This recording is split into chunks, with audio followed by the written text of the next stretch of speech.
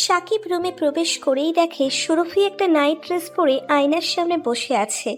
তাই আর দেরি না করে সাকিব সুরভিকে পেছন থেকে জড়িয়ে ধরে তার নাক দিয়ে সুরভির পিঠে ঘষতে লাগলো, আর এক হাত দিয়ে সুরভির নাইট ড্রেসের ফিতা টেনে খুলে দিল। সুরভি সাকিবের ছোঁয়া পেয়ে একটু কেঁপে উঠল, তারপর নিজেকে সামলে নিয়ে বলল, এতক্ষণে আসার সময় হলো তোমার? কি করব বলো, অফিস করতে হয়, বউকে ফাঁকি দিয়ে তারপর তোমার কাছে আসতে হয়। একটু লেট তো হবেই ডার্লিং। বুঝলাম।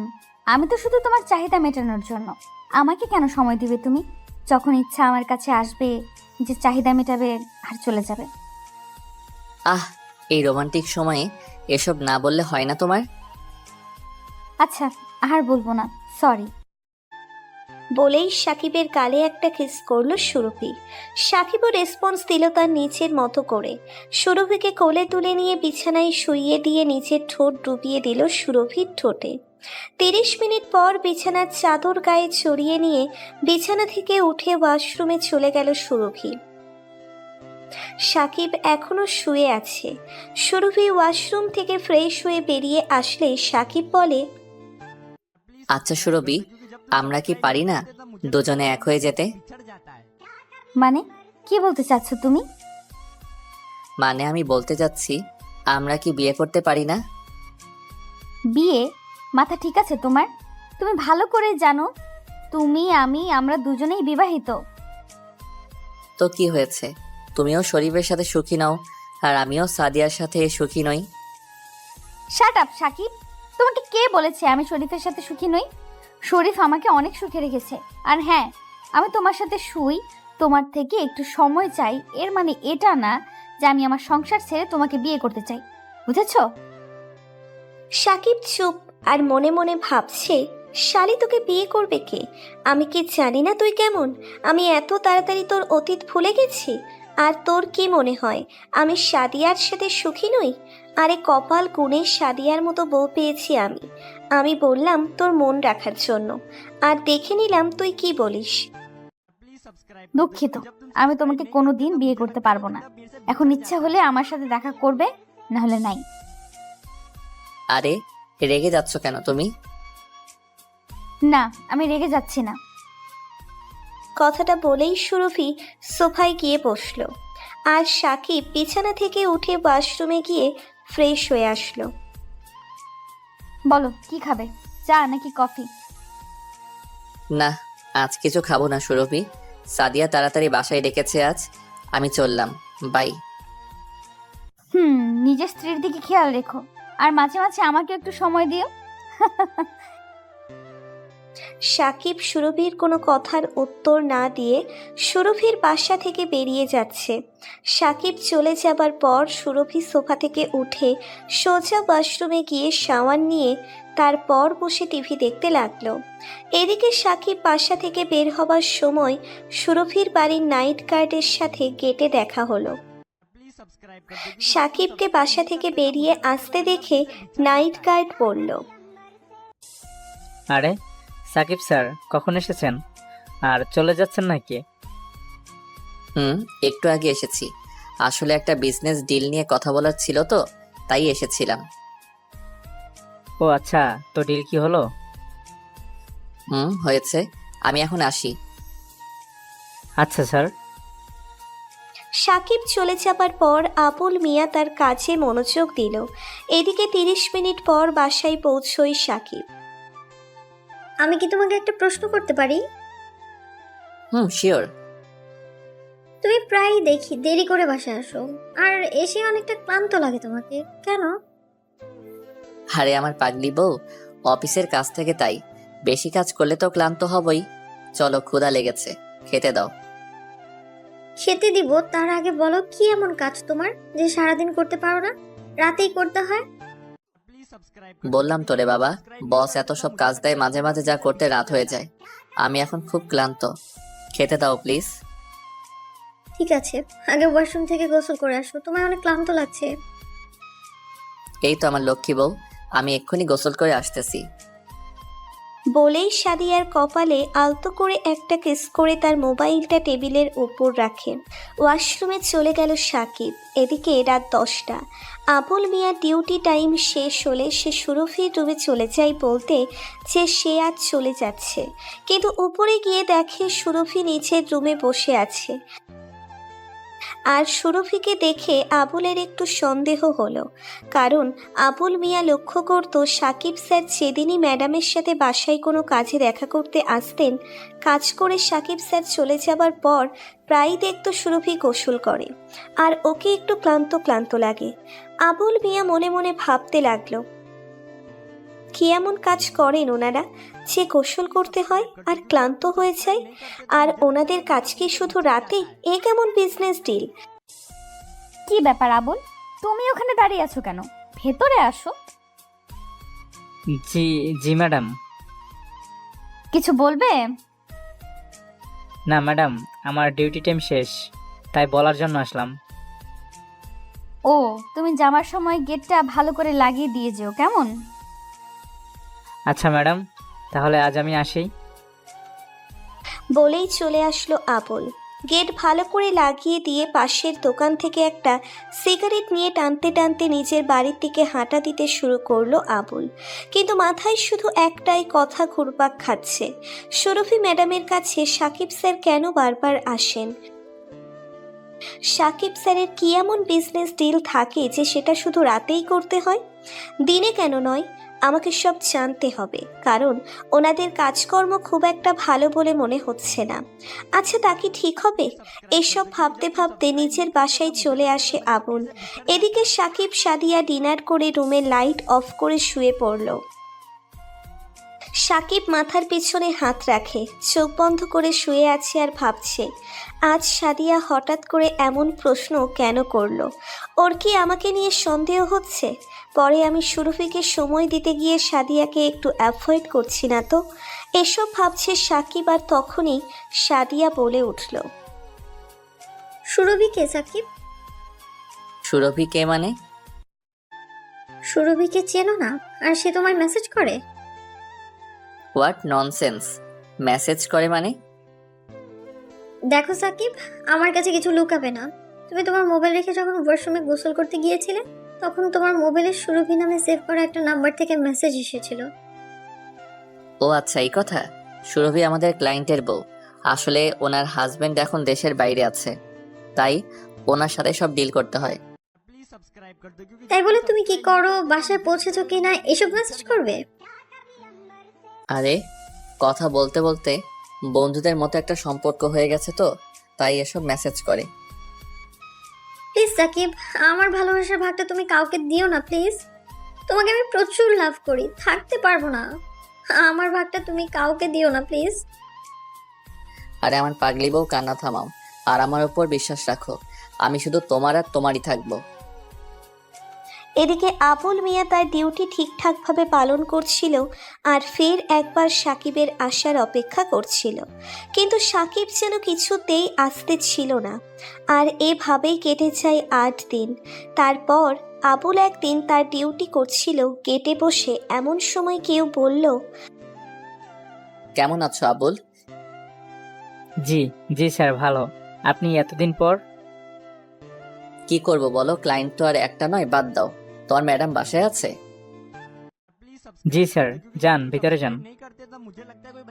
তারপর সাকিব আর কোনো কথা না বলে ভেতরে চলে গেল।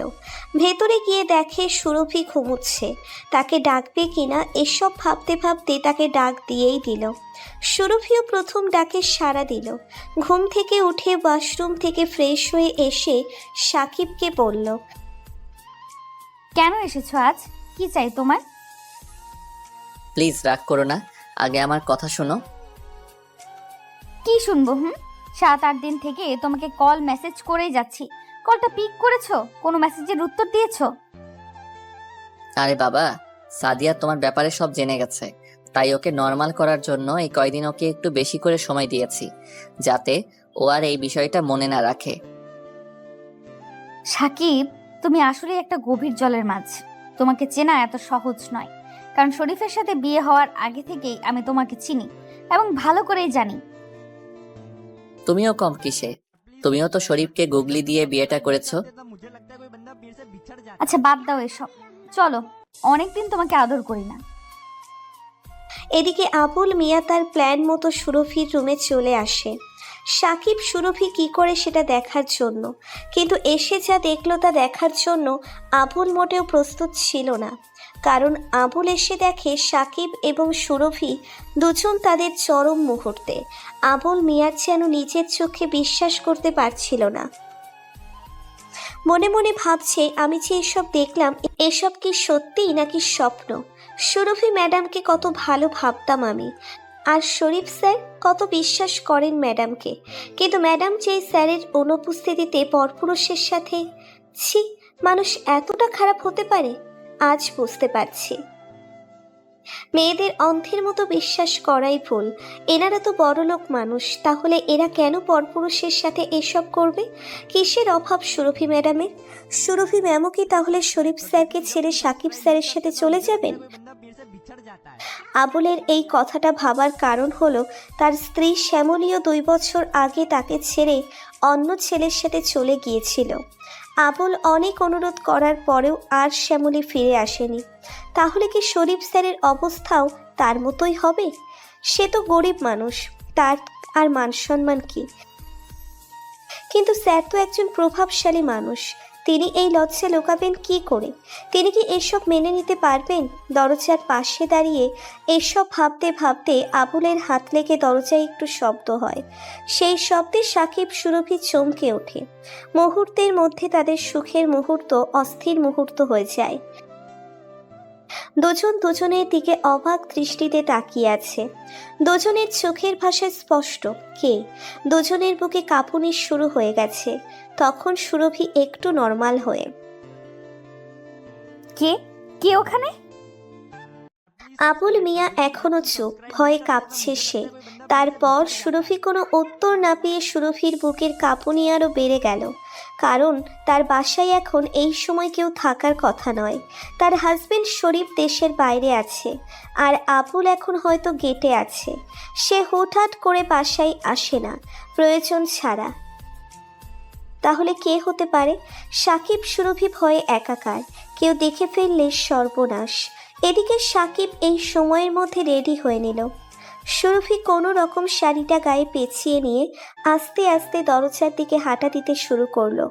যত দরজার কাছে যাচ্ছে বুকের কাঁপুনি আরও বেড়ে যাচ্ছে। ওদিকে আবুল মিয়াও ভয়ে মেছো বিড়াল হয়ে গেছে। কি করবে এখন কিছু বুঝতে পারছে না। এখন সুরভি ম্যাম সামলে আসলেই বা কি করবে? এখান থেকে পালানো আর সম্ভব না। তাহলে জানালা দিয়ে হয়তো দেখা যাবে। এদিকে ভয়ে ভয়ে দরজার কাছে আসে সুরভি। এসে দেখে আবুল মিয়া দাঁড়িয়ে ভয়ে কাঁপছে। আবুল, তুমি এখানে কি করছো?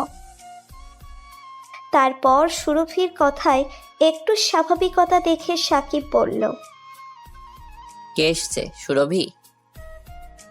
সুরভি সাকিবের প্রশ্নের উত্তর না দিয়ে আবারও আবুলকে বলল, কথা বলছো না কেন? এই সময় তুমি এখানে কি করছো?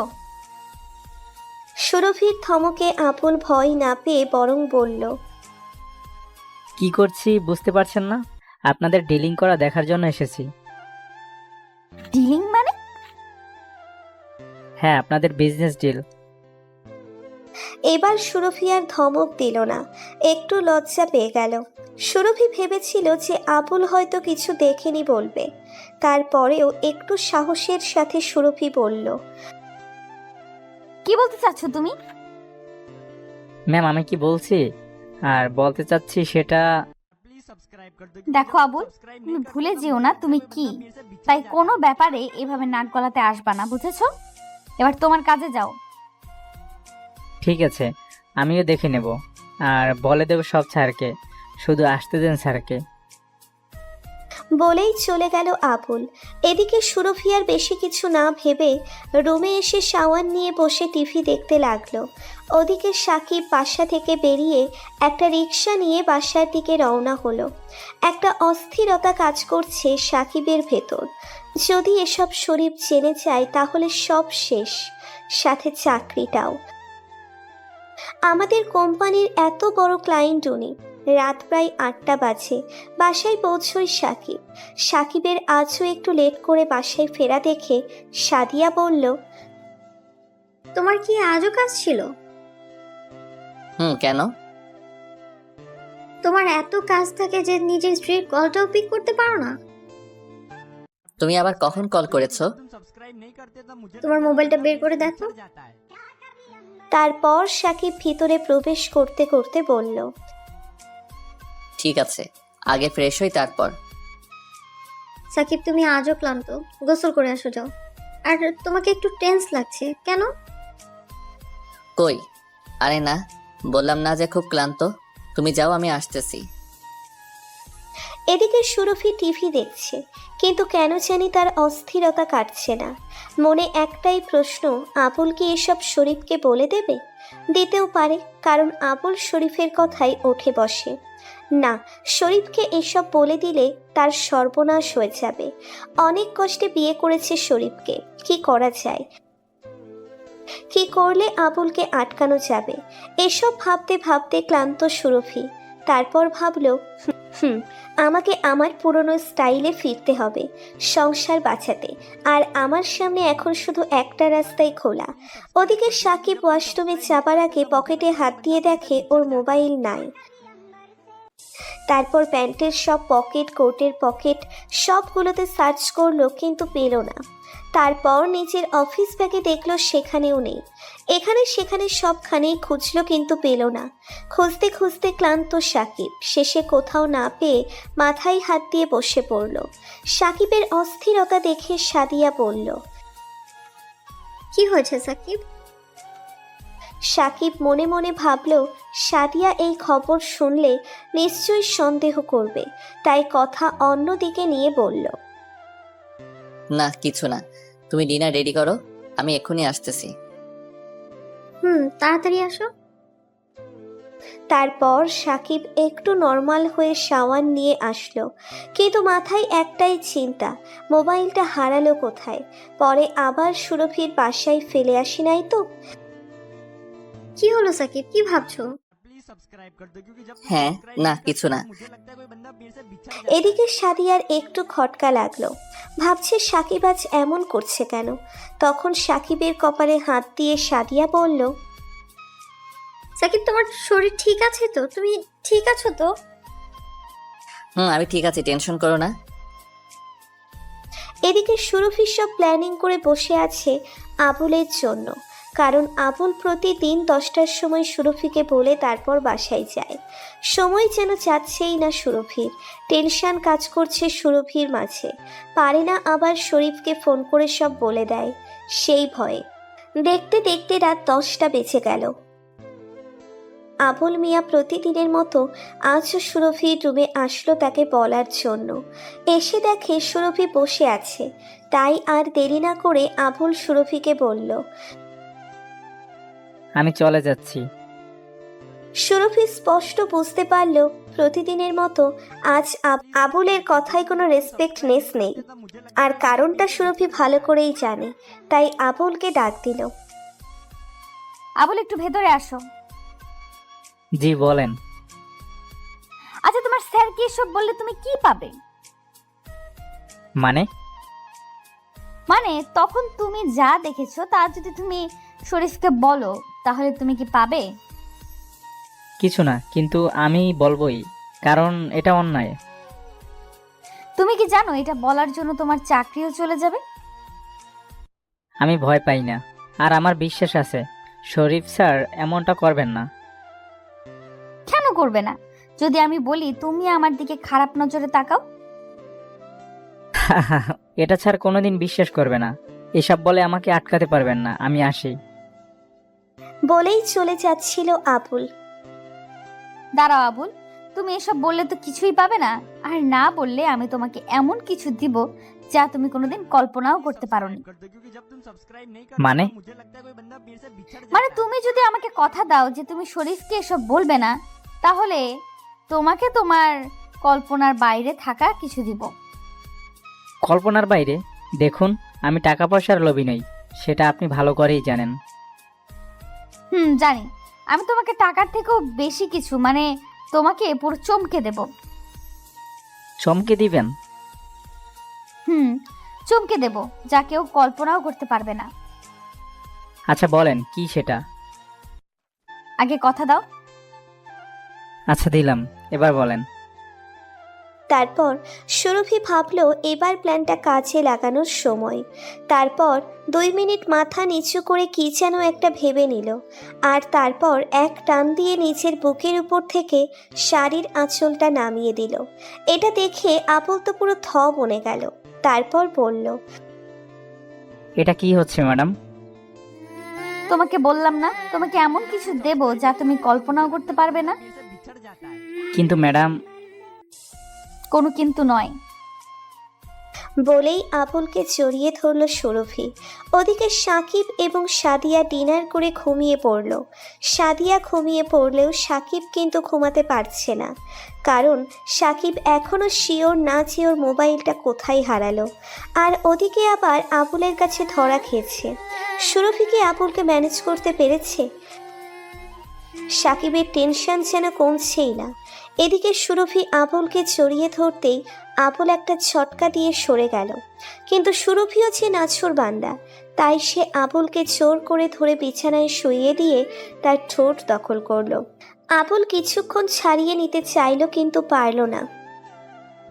তারপর আবুলদের ইচ্ছে না থাকা সত্ত্বেও সুরভিকে রেসপন্স দিল, কারণ এভাবে কোনো মেয়ে যদি কোনো পুরুষ মানুষকে জড়িয়ে ধরে কিস করতে থাকে, তাহলে সে কি রেসপন্স না করে থাকতে পারবে? আবুলও একজন পুরুষ, আর তার স্ত্রীর সাথে 2 বছর কোনো সহবাস নেই। তাই আবুল যেন প্রায় মরুভূমি হয়ে গেছে, আর সুরভি সেই মরুভূমিতে যেন পানি ঢেলে দিতে চাইছে। তাই আবুলও আর রেসপন্স না করে থাকতে পারল না। পরের দিন সকালে ঘুম থেকে সাদিয়ার আগে ওঠে সাকিব। উঠে সাদিয়ার মোবাইল থেকে সাকিব তার নিজের মোবাইলে কল দেয়। এদিকে সুরভি ঘুমাচ্ছে, আর সাকিব কল করেই যাচ্ছে। একটু পর সুরভি লক্ষ্য করলো কোনো মোবাইল বাজছে, কিন্তু এটা তার মোবাইলের রিংটোন না। তাহলে কার মোবাইল হতে পারে? আর সেটা তার রুমে কেন? মোবাইলটা বেজেই চলেছে। মোবাইলের শব্দে ঠিকমতো ঘুমাতেও পারছে না সুরভি, তাই ঘুম থেকে ওঠে মোবাইল খুঁজতে লাগলো, কিন্তু কোথায় বাজছে সেটা বুঝতে পারছে না। ঘুম ঘুম চোখে কিছুই বুঝতে পারছিল না সুরভি। তারপর একটু স্থির হয়ে দাঁড়িয়ে থেকে মোবাইলটা ঠিক কোথায় বাজছে সেটা শিওর হওয়ার চেষ্টা করলো। তারপর মনে হলো তার রুমের কোণে থাকা টেবিলের দিক থেকে শব্দটা আসতেছে। তারপর সুরভি টেবিলের কাছে গিয়ে দেখে একটা মোবাইল। একটু চেনা চেনা লাগলো মোবাইলটা। হাতে নিতেই আবার বেঁচে উঠল।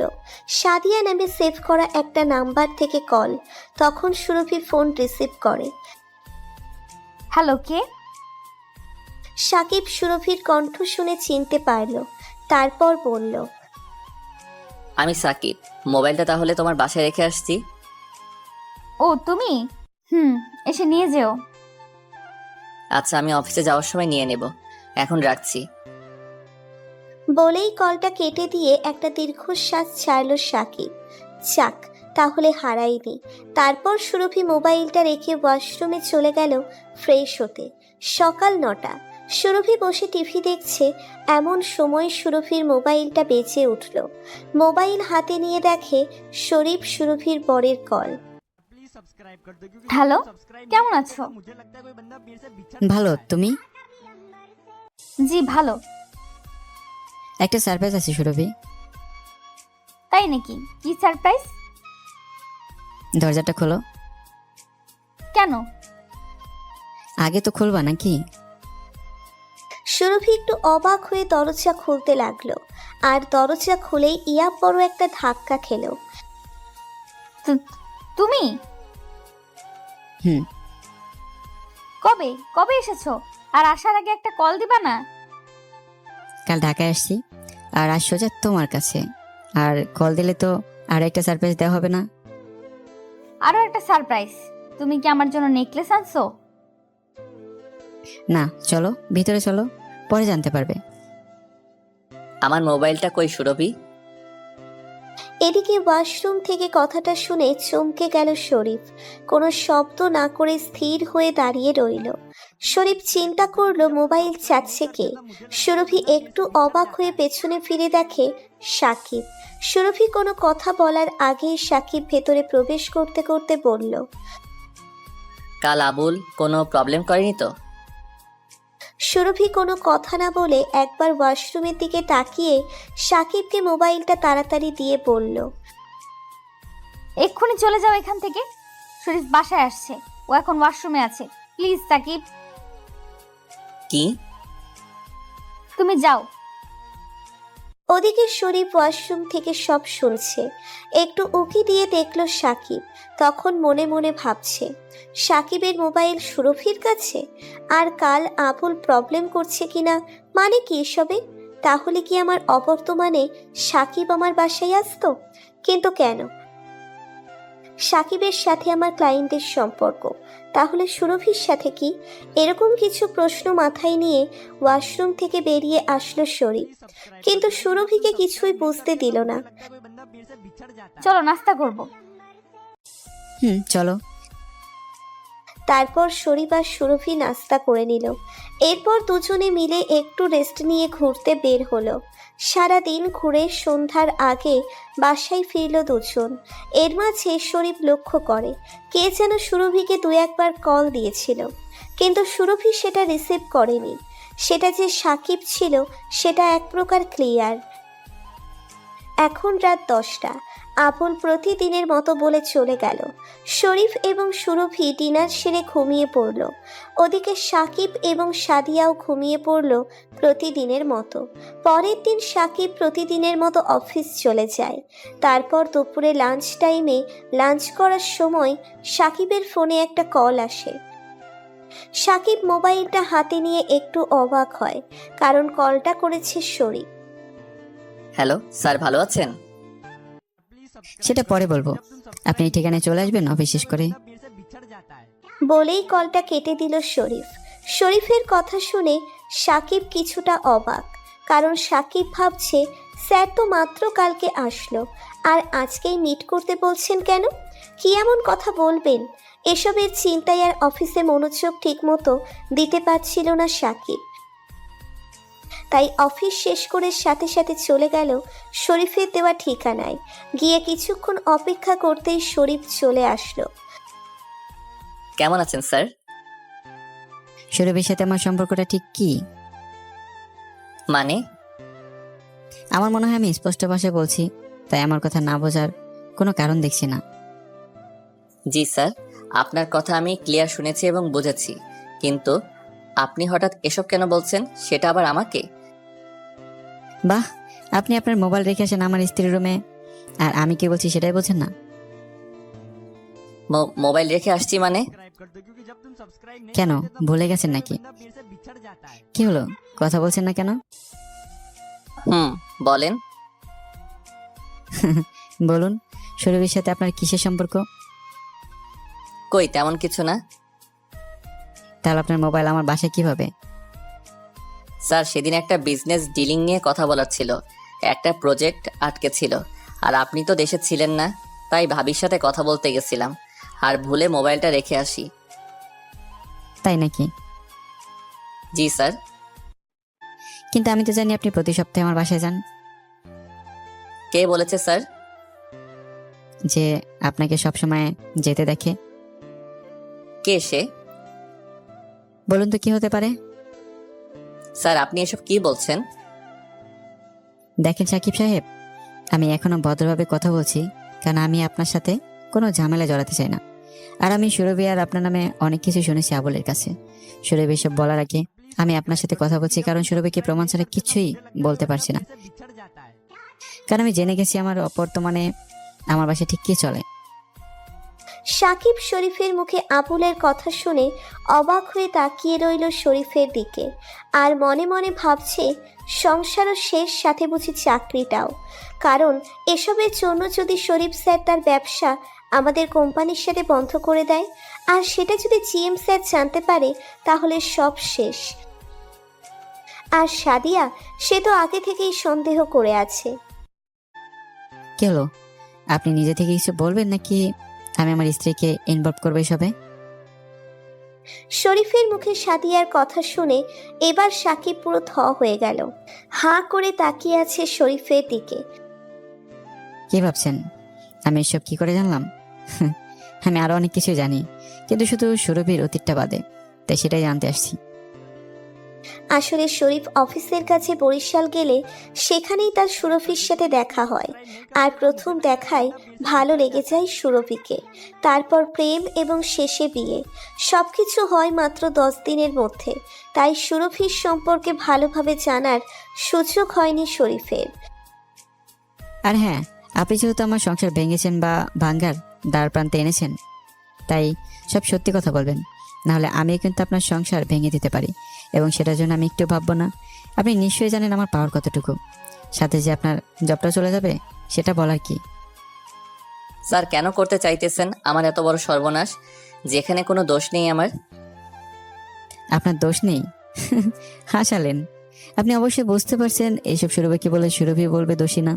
এমন সময় কেউ বলবে না যে সে দোষ করেছে। স্যার আপনি কি আগে জানতেন যে সুরভি একজন পতিতা ছিল? আপনার সাথে বিয়ে হওয়ার আগে ও একজন ফার্স্ট ক্লাস পতিতা ছিল। সাকিবের কথা শুনে শরীফের মাথা ঘুরে গেল। কি বলি তুই? জি স্যার, সুরভি একটা পতিতা মেয়ে। চুপ শালা, একদম চুপ। তোর জিভ আমি টেনে ছিঁড়ে ফেলবো। আর একবার ওই কথা বললে সুরভি একটু খারাপ হতে পারে, তাই বলে তুই কে পতিতা বলতে পারিস? ছাড়ুন স্যার, কি জানেন আপনি সুরভির ব্যাপারে? বিয়ের আগে তো চেহারা দেখে পাগল হয়ে গেছিলেন। এবার শরীফ থ বনে গেল সাকিবের কথা শুনে। আপনি কি কখনো নোটিশ করেছেন সুরভিকে কি করে? ওর আসল মতলবটা কি ছিল? ওর মতলব কি ছিল মানে? জি স্যার, মতলব। ওর স্বপ্ন ছিল নিজের রূপের জালে কোনো বড়লোককে ফাঁসিয়ে বিয়ে করা। আর আপনি তো আমি তো কি? আপনি হলেন ওর বানানো মুরগি। মানে? হ্যাঁ, মুরগি। আর আপনি জানেন ও আমাকেও অনেক ভয় দেখিয়ে বিয়ে করতে চেয়েছিল, কিন্তু যখনই ও আপনাকে পেয়ে যায় তখন আমাকে ছেড়ে আপনাকে ধরে। ঠিক আছে, আমি না হয় মেনে নিলাম আমার বউ পতিতা ছিল আর আপনি ছিলেন তার নিয়মিত কাস্টমার, কিন্তু আপনি কি করে জানেন যে সুরভি এখন ঢাকায়? সুরভি আমার স্ত্রী, আমি ওকে বিয়ে করেছি, ও আমার বাসায় থাকে। কেননা সুরভি বরিশালের মেয়ে, আর আপনি নিশ্চয়ই বরিশালের হবেন। জি স্যার, আমার বাসাটাও বরিশাল। তাহলে আপনি আবার সুরভির সাথে যোগাযোগ করলেন কি করে এখানে, মানে ঢাকায়? সুরভি কি আপনাকে কল করেছিল এখানে আসার জন্য? না স্যার। তাহলে শুনুন, আমি 6 মাস আগে টিসি নিয়ে ঢাকায় আসি আর এখানে বিয়ে করি। তো একদিন আমি অফিস যাই, আর আমার স্যার আমাকে একটা ফাইল দিয়ে বলে, এই ফাইলে একজনের মানে আপনার ঠিকানা সহ সব কিছু দেওয়া আছে। আপনি ওনার সাথে দেখা করে ফাইলে সাইন নিয়ে আসবেন। সাথে এটাও বলেন যে আপনি আমাদের কোম্পানির একজন পুরনো ক্লায়েন্ট, তাই যেন আপনার বাসা থেকে হলেও সাইনটা নেই। আর আমিও বসের কথা মতো ফাইলের ঠিকানা মতো চলে যাই আপনার বাসায়, আর গিয়ে আপনার গেটম্যান আবুলের কাছে জানতে পারি আপনি দেশের বাইরে আছেন। কবে ফিরবেন সে জানে না, তাই চলে আসবো বলে হাঁটা দেওয়া শুরু করি। হঠাৎ আপনার দারোয়ান আমাকে পিছন থেকে ডাক দেয় আর উপরে যেতে বলে। কেন সেটার কারণ জানতে চাইলে আবুল বলে, স্যার নাই, তাই হয়তো ম্যাডাম আপনার বউ সাইনটা করে দিতে পারে। তারপর আমি উপরে চলে যাই, আর ভিতরে ঢুকতে কেউ একজন বলল, সোফায় বসো সাকিব, আমি আসতেছি। কথাটা শুনে আমি একটু অবাক হলাম, কারণ কে বলল কথাটা, আর সে আমার আবার নামও জানে কিভাবে। তখন কৌতূহল নিয়ে বসে আছি সোফায়, একটু পর পিছন থেকে আবার বলে উঠল, কেমন আছে সাকিব? আমি সাথে সাথে পিছনে মাথা ঘুরিয়ে পুরো শক খেয়ে যাই। সুরভি তুমি? এত বড় বাড়ি, আর তুমি? আমি তখন হাঁ করে বাড়িটার চারদিক দেখতে লাগলাম। মুখটা বন্ধ করো, মশা ঢুকে যাবে। তখন আমি ভ্যাবাচ্যাকা খেয়ে বললাম, এত কিছু কি করে সুরভি? বুঝতে পারছো না আমার বরের এগুলো? বুঝেছি, কিন্তু কবে করলে এসব? এইসব? ইয়ে মানে বিয়ে? ও, এই তো কিছুদিন আগে। আমাকে বলবে না কেমন আছি? ও কেমন আছো? আমি জানি তুমি নিশ্চয়ই ভালো আছো। অনেক ভালো। তো এভাবে অনেক কথা হলো সেদিন। সুরভি নিজেই আমার নাম্বার নিয়েছিল সেদিন। তারপর থেকে নিয়মিত কথা হতো। কথা বলতে বলতে একদিন হঠাৎ সুরভি আমাকে ওর বাসায় ডাকে সন্ধ্যার সময়, আর আমিও চলে যাই। গিয়ে দেখি সুরভি একটা নাইট ড্রেস পরে বসে আছে আয়নার সামনে। তারপর কি? আমরা চলে যাই পাপের দুনিয়ায়। কিন্তু বিশ্বাস করুন স্যার, এসবে আমার কোনো ইন্টারেস্ট ছিল না। যা হয়েছে সব সুরভির ইচ্ছায়। আচ্ছা, ও জানতো না আপনি বিবাহিত ছিলেন? জানতো। সে এজন্য আমার প্রতি ওর ইন্টারেস্ট ছিল বেশি। মানে কেন? কারণ ও চাইতো এমন একজন পার্টনার যে তার চাহিদা মেটাবে, কিন্তু বিয়ের কথা বলতে পারবে না। একথা শুনে শফিক চুপ, আর কোনো প্রশ্ন করার শক্তি পেল না। তখন মনে মনে ভাবছে, জীবনে এত বড় ভুল করেছি, শেষ পর্যন্ত বিয়ে করেছি একটা পতিতা মেয়েকে। তখন মাথা নিচু করে বসে আছে শরীফ। কথা বলতে বলতে কখন সে সন্ধ্যা হয়ে এসেছে, চারিদিকে একটু অন্ধকার নামতে শুরু করেছে। রাস্তার ল্যাম্পপোস্টের লাইটগুলো জ্বলছে, আর শরীফ যেন পাথর হয়ে বসে আছে, কোনো কথা বলছে না। একটু পর সাকিব খেয়াল করলো শরীফ কিছু বলছে না, তাই সে নিচু থেকে বলল, স্যার বাসা যাবেন না? স্যার। সাকিব তখন লক্ষ্য করলো শরীফের চোখের কোণে জলের ফোঁটা চলে আসছে। তখন সাকিব বলল, বাসা যাবেন না স্যার? চলেন। তারপর দুজনে এসে শরীফের গাড়িতে বসলো। শরীফ ড্রাইভ করছে, আর বারবার চোখের কোণে আসা জল টিস্যু পেপার দিয়ে মুছে নিচ্ছে। সাকিব কি বলবে কিছু বুঝতে পারছে না। আজ সাকিবের কাছে নিজেকে খুব ছোট মনে হচ্ছে। মনে মনে ভাবছে, এসব করা আমার ঠিক হয়নি, কিন্তু এখন আফসোস করে লাভই বা কি। দাঁড়ান স্যার, আমাকে এখানে নামিয়ে দিন। আমি হেঁটে যেতে পারবো এখান থেকে। শরীফ গাড়ি দাঁড় করালো, আর সাকিব নেমে গেল। নামার পর সাকিব কিছু বলতে চেয়েও পারল না। মনে মনে নিজেকেই দোষ দিয়ে ল্যাম্পপোস্টের আলোয় হাঁটা দিতে লাগলো নিচের নীড়ের দিকে। ওদিকে শরীফ আবার চলতে শুরু করলো। পরের দিন সকালে ঘুম থেকে উঠে সাকিব দেখে সুরভির নাম্বার থেকে অনেকগুলো মিসড কল ও একটা মেসেজ। সাকিব তখন তাড়াতাড়ি মেসেজটা সিন করার সাথে সাথে সাকিব হতভম্ব হয়ে যায়, কারণ মেসেজটা ছিল, সাকিব শরীফ অ্যাক্সিডেন্ট করেছে, আমি এখন ইউনাইটেড হসপিটালে, তোমার সময় থাকলে প্লিজ একটু আসো, আমার খুব ভয় করছে। মেসেজটা পড়ে সাকিব মনে মনে ভাবতে লাগলো, শরীফ কেন অ্যাক্সিডেন্ট করলো, আর করলোই বা কখন? আমার সাথে দেখা করে যাবার সময়? যদি তাই হয়, তাহলে সুরভি কেন আমাকে ডাকছে? এতে তো ওর প্রবলেম হবে। তাই মনে মনে ভাবতে লাগলো, আমি এখন কি করব?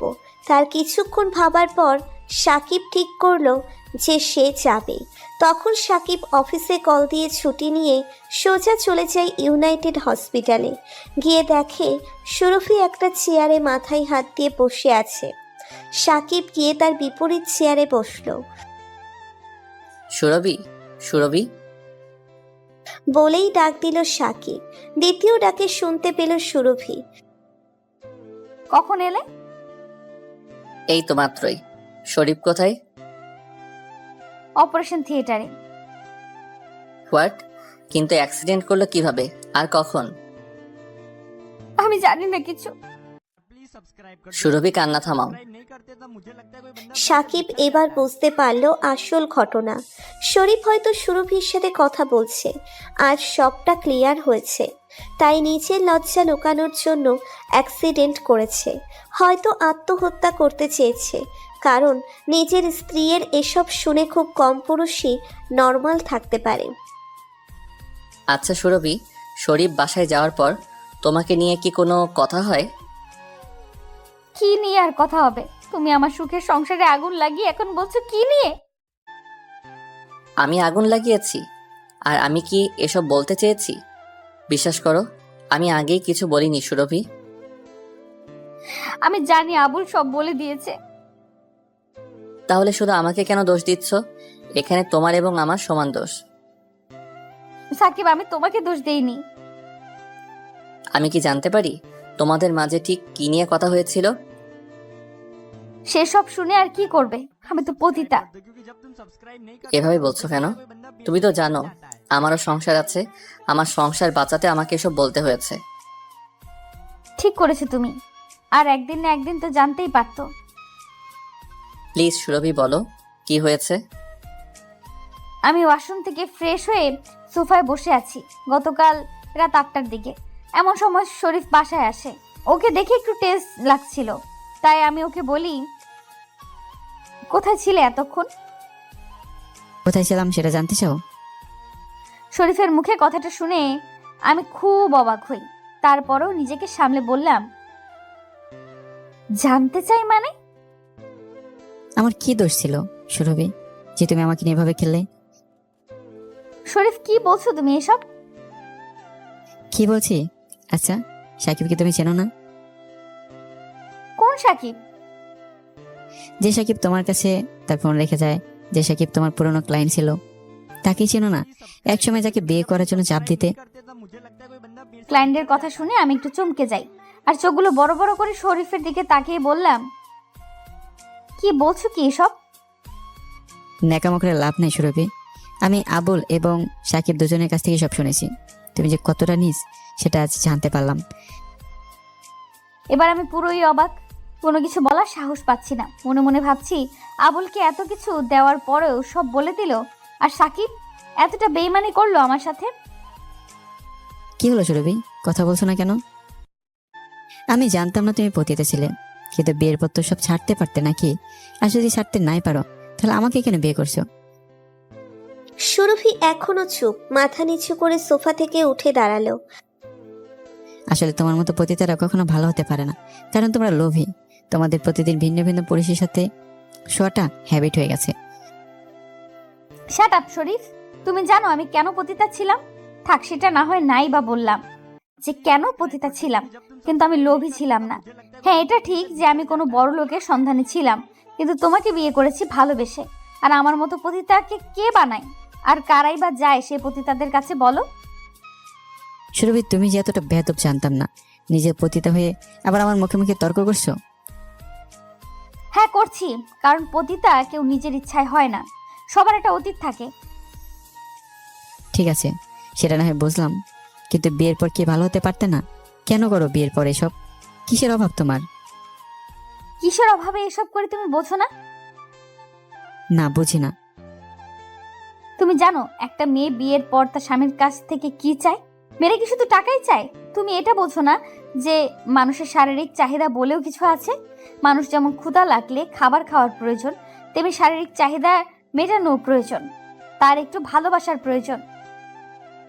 তার মানে তুমি বলতে চাচ্ছ আমি তোমাকে শারীরিকভাবে সুখে রাখতে পারি না? আমি তোমাকে ভালোবাসি না? দেখো শরীফ, তুমি আমাকে ভালোবাসো সেটা জানি, আমিও তোমাকে ভালোবাসি, কিন্তু দূর থেকে তুমি শুধু আমার মনের চাহিদা মেটাতে পারো, শারীরিক চাহিদা না। আশা করি তুমি এবার বুঝতে পেরেছো এসব আমি কেন করেছি। আই এম সো সরি শরীফ। এসব বলার পর শরীফ আবার বাসা থেকে বেরিয়ে যায়। আমি ভেবেছিলাম ও হয়তো রাগ করেছে, কিছুক্ষণ পর ফিরে আসবে, কিন্তু রাত 12টা, 1টা থেকে 2টা বেজে গেল। তবুও যখন শরীফের কোনো নামই নেই ফেরার, তাই একটু টেনশন হলো। তাই আমি ওকে কল দিলেও কল পিক হতো না, তখন টেনশন আরো বেড়ে গেল। তারপর রাত প্রায় 2টা 40 মিনিটের দিকে শরীফের কল পেয়ে সাথে সাথে পিক করি, কিন্তু কেউ একজন শরীফের মোবাইল থেকে বলে ও অ্যাক্সিডেন্ট করেছে, ইউনাইটেড হাসপাতালে নেওয়া হচ্ছে, আপনি আসুন।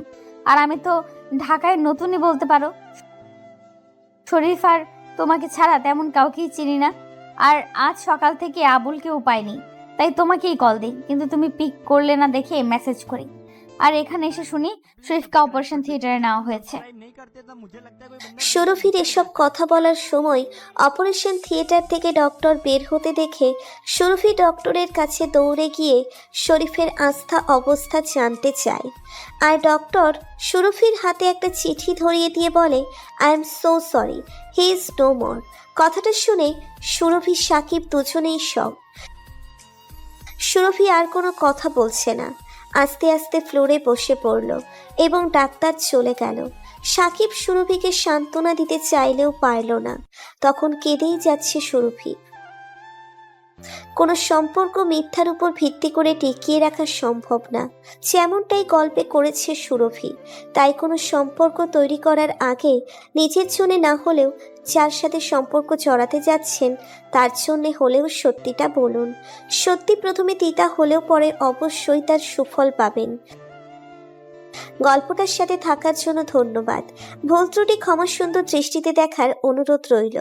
प्लीज सब्सक्राइब कर दो, क्योंकि जब तुम सब्सक्राइब नहीं करते तब मुझे लगता है कोई बंदा मेरे से बिछड़ जाता है।